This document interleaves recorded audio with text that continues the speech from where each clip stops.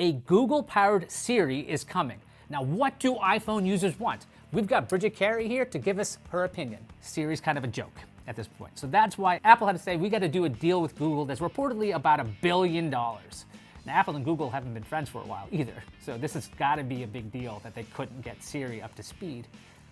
Is there anything you want Siri to do that it can't do right now? I do want a little bit better of it understanding what I mean, because I am kind of crafting some of my language around what I know Siri can understand, because if I get a little too casual and say that or this, it doesn't always get it. It gets close though. I think Siri gets a bad rap.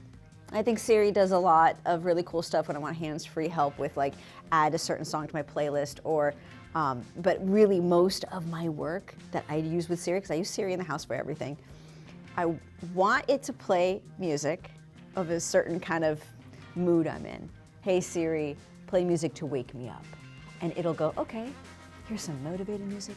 Here's something with a little bit of a pizzazz in it. And sometimes it'll literally go, here is a song called Wake Me Up. See, I don't want that song. I don't want the Wake Me Up song. That's Siri. My phone just went off here. Sorry. No, but what do I want? In the end, I do want it to just kind of maybe understand language a little bit better. I don't need all the things that Google Assistant and Google Gemini wants to do. Okay, I want you to watch this video on Magic Q and tell me if this is interesting to you. So here's Magic Q. This is something that's on Pixel devices right now. Okay. Theoretically, it's a proactive version of Gemini. So like you get information before you need it. Siri, I think, doesn't give you information. It's assuming. Yeah, well, because it knows everything about you. So let's show you this demo. If your friend sends a message to your phone asking for an address that's in your phone, shouldn't the first one to find it be your phone?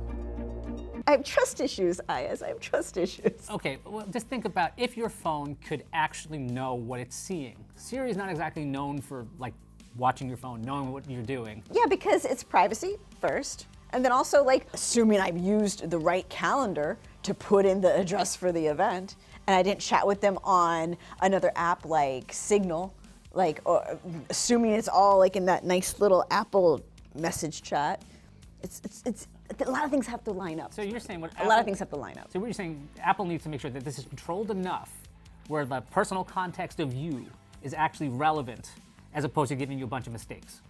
There are times it works and times that it just might assume things. Right now, if I tell my phone and I ask it, hey, give me directions to home, for some reason it has 2 different home addresses or 2 different work addresses from an old work, and I don't know why, and I've cleared that out of my contacts. It just has its history. History is complicated. History can be something that was synced long ago.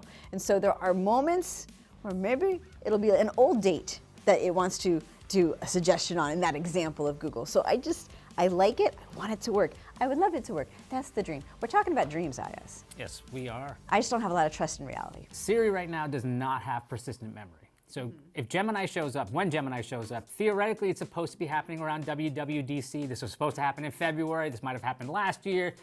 But nope, Apple couldn't get it together. But my question to you is, if you've got Siri and it's got no persistent memory, is this something that you actually want? For those who don't know, Gemini, when you use it, you can just say, hey, what was that restaurant I liked 3 weeks ago? And if you had a conversation with Gemini, it remembers stuff. So you can just talk to it like it is a person.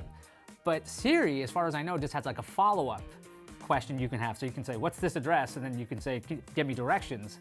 But if you say last week, what did I do? You don't have that, right? No, it's all very in the moment and one thing at a time. I actually want that. I have the whole point of having the phone is to help my brain out. I am way too like scatterbrained. I could use the actual assistant feature of it. Like that, if we're talking about like someone who actually can keep track of what I was doing. That would be nice. It would be nice, but it's all about accuracy, and I think that's why it's taken so long. You don't want it to come out and have it not be accurate, because then you can never trust it again. Yeah, the frustration of when it gets it wrong, it gets more and more frustrating. Again, that's why I think Siri had to change. There's lots of reports from Bloomberg saying that Siri is essentially going to become a chatbot, just like Gemini, where you can just talk to it and it'll talk back like a person. Okay, what is that reaction right away? I want to turn that stuff off because it depends. So too many chatbots right now are just full of pleasantries for the sake of trying to sound friendly that aren't actually substantive. I want something to be helpful, get to the point. I don't want to, that's a great idea, tell me more. You know, I don't need that sing-songy kind of talk. These chatbots don't treat users with intelligence, essentially. Like it is just kind of like making us all be like, yeah, here's what you want to hear. It's not really helping. So you want Apple to theoretically, if they have a chatbot, to be more realistic with you, of like, that's a terrible idea. I just want the job done. I don't want a whole lot of chit chat about things. I mean, people are naturally going to want to have conversations, I guess, if they're like bored or they want to be inspired by something. But in general, I want to get to the point. If I'm using Siri, it's always because I want a job to be done. I want something to be done quickly. And if it didn't understand it, like, okay, let me know in a more conversational way. I have things to do, Iyaz, and I just want the assistant to get it done. Right now, Gemini on Pixel can do cross-app actions and also on Samsung devices. What that means is you can say, hey, give me a list of all of the pet-friendly restaurants in Clearwater, Florida that are open Monday through Friday, and send it as a text to Bob. That's a really long example, but I've done that. And Bob, I'm sorry I've sent you this text 55 times to test it. I would do that. Do you want something like that? Yeah, I would want it because I don't want to trust OpenAI, or right now with Siri, you can kind of like merge the other AI assistants, but I think what Apple might be doing is saying, hey, we'll partner with other assistant type AI programs and not do it ourselves, but I'd rather just keep it all in Siri. That's why I go with Apple. A lot of times I just like the security of knowing it's in Apple's little private bubble. And when they partner with Google, I know that maybe the Google side of it will have its eyes blindfolded, its fingers in its ears, and still stay in Apple's private servers, but it's that idea that like Apple just feels a little bit more private and more trustworthy. We trade Okay.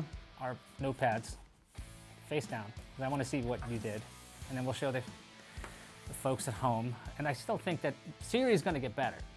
It's going to get better with Google, assuming they figure out how to keep stuff private. That's a really tight line for Apple. Like, they got to figure out how to make their privacy stuff still matter, but actually have functional assistants that can do stuff for you. They need to watch you to do that.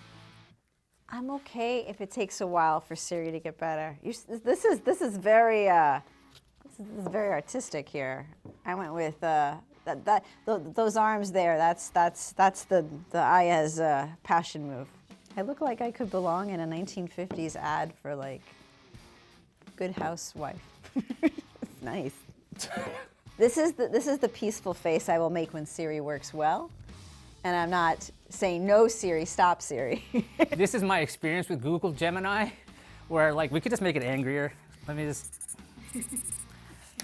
That's my experience with Gemini. See, that's anger, because sometimes it works and sometimes it don't. So I'm really excited for when Apple people can feel the same pain, which means 100% of phone users will know how it can be or how it should be.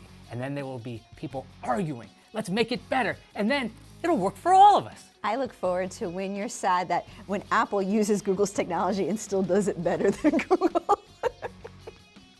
Let's hope. Listen, Siri isn't that bad, okay? And it's okay if it takes a while, because I want them to do it right. Although I will say this, if they don't get the personality right, if they don't actually take it to the next level, they're gonna face a whole bad year coming up.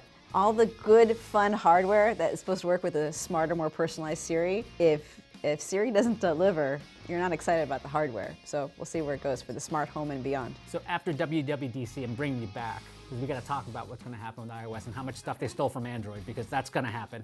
I guarantee it. Probably. Don't forget to like and subscribe, because we're making videos a lot more often at PCMag.com, so check that stuff out, okay? We've got tons of material and lots of drawings.